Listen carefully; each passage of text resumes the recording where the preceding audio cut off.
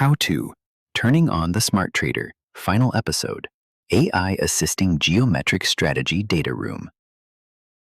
Hello TradingView community, and welcome. In this video, I'm going to be with you at the very beginning of a 10-part journey.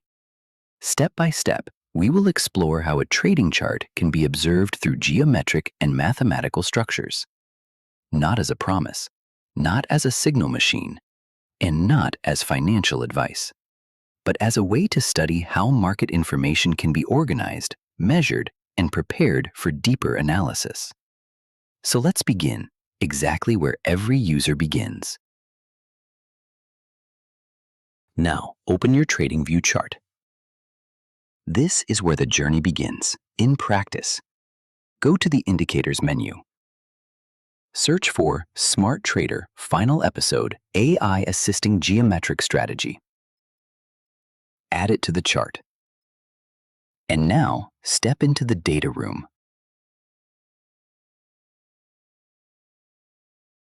Wait, that's it? I'm still looking at the same chart. There are no signals, no lines, no instructions. So, nothing is choosing for me? Nothing is telling me what to do?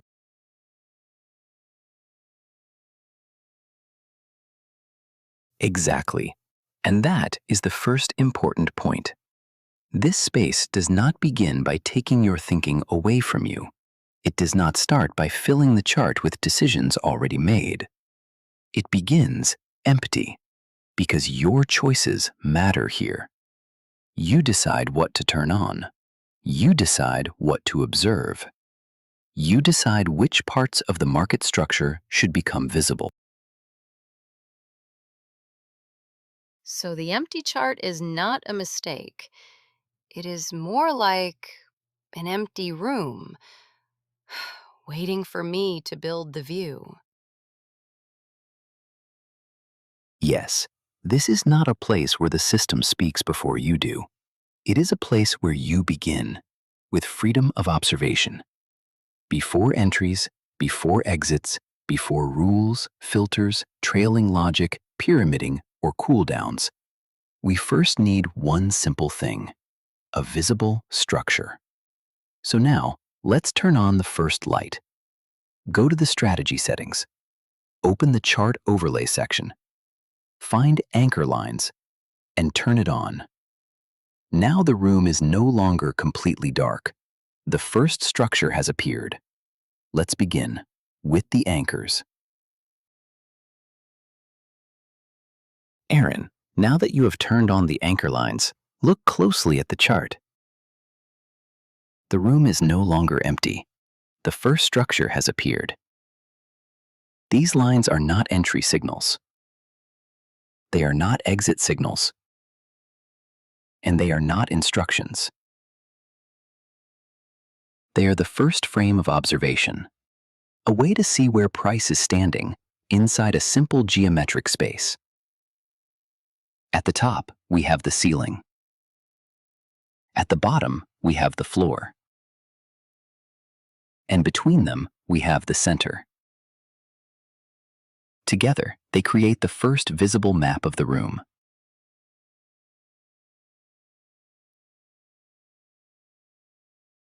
Now, if you were surprised like Aaron at the beginning when the chart looked almost empty, stay with me, because this tool does not reveal everything at once. It opens layer by layer. And now that the first frame is visible, we can move from lines to shapes. In this structure, we designed 5 triangle families. Each one will be opened and explained step by step. But before we turn them on, there is one important idea to understand: the anchor point. In this strategy, we are not trying to build the whole measurement from the still forming candle. We begin from a reference frame, a fixed look-back structure from the past.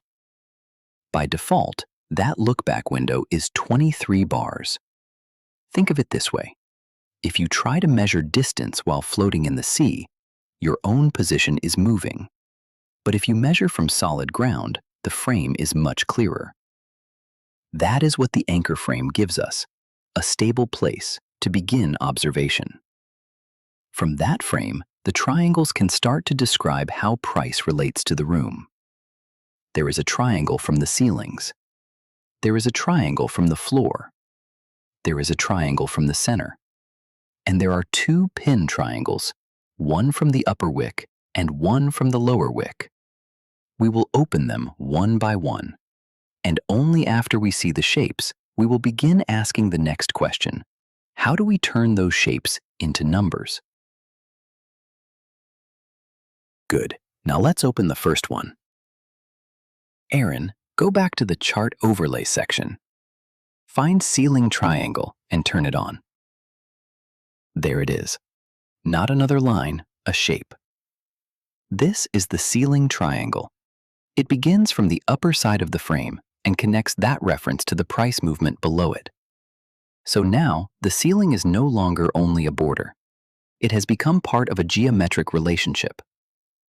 Here, we are watching how price reaches toward the upper side, how it stretches, how it pulls away, and how it relates to that level. Do not read it as a command, read it as geometry. The frame is no longer only a frame. It is beginning to reveal its geometry.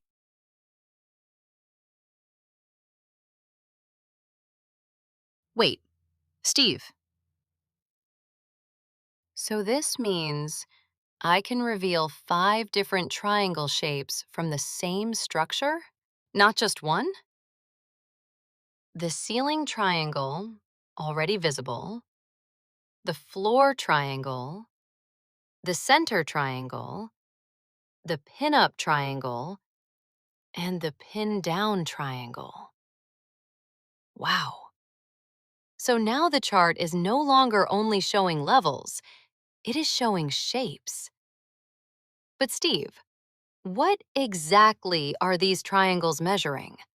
What kind of data do they produce? And how am I supposed to understand those numbers? Good question, Aaron.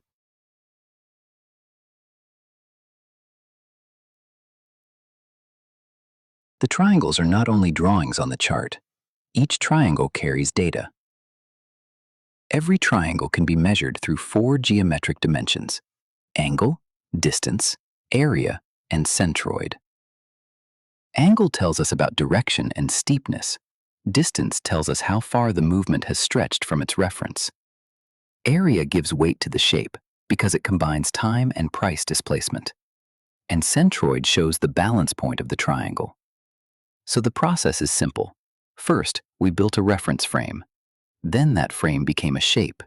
And now that shape becomes numbers. But numbers can be shown in different ways. You can view the original reading as raw data, or you can view a smoothed version, the moving average.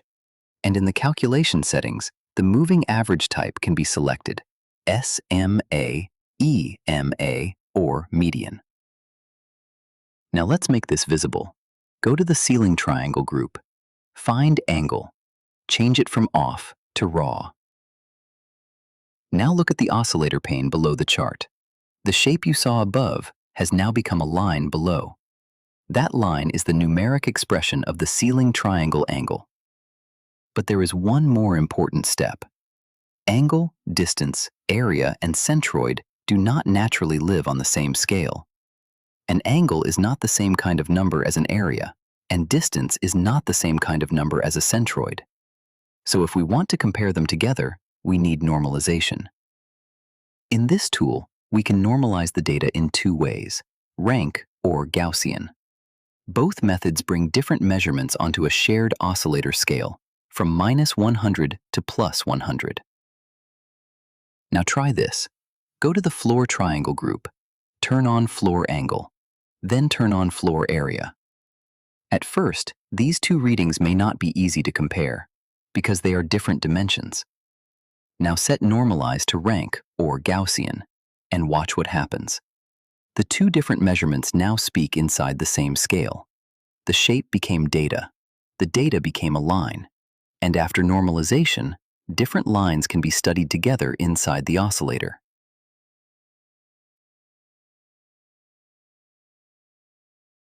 Now, just like Aaron, you are no longer looking at an empty chart. You are looking at a controlled workspace where different shapes, different measurements, and different relationships with price can be explored step by step. At this point, the chart is still clean, but now you have access to a wider set of measuring tools. You can observe a ceiling angle. You can compare it with price behavior. You can study a floor area. You can look at distance, Centroid, or any combination that makes sense for your own research. And when these readings are normalized, different dimensions can begin to speak on the same scale. That is where the real study begins. Maybe you notice that a normalized ceiling angle starts moving with price. Maybe you notice that it moves against price. Maybe a pattern appears once, then appears again, and then you begin to wonder, is this just visual noise, or is there something measurable here? That question cannot be answered by one screenshot, and it should not be answered by emotion. It needs data. That is why the next important step is CSV export.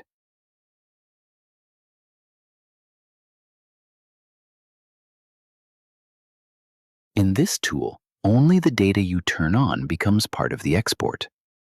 If a metric is set to off, it will not appear in the CSV file. If you set it to raw or MA, it will. So the export is not a dump of everything. It is a deliberate selection, a mirror of the observations you chose to activate. Now, why CSV? Because once the data leaves the chart, it can be studied with tools that go far beyond visual inspection. Spreadsheets, statistical analysis, and most importantly, artificial intelligence. A pattern you see visually, a convergence, a divergence, a recurring shape, can be handed to an AI model. You give it the data, you describe the pattern, and you ask, does this hold up across hundreds of examples? Maybe the AI tells you, this pattern was meaningful in 30% of cases. Maybe it tells you something you did not expect. That is research, not a promise, not a shortcut, but a process. In future videos, I will walk you through every key in the settings menu, one by one. And after that, we will move toward the brain of this strategy, the slot system. That is where your analyzed ideas, the patterns you found, the numbers the AI confirmed, can begin to become structured conditions inside the tool itself. So stay with me, Steve, your AI voice guide, and Aaron, as we continue opening the next dimensions of Smart Trader, final episode.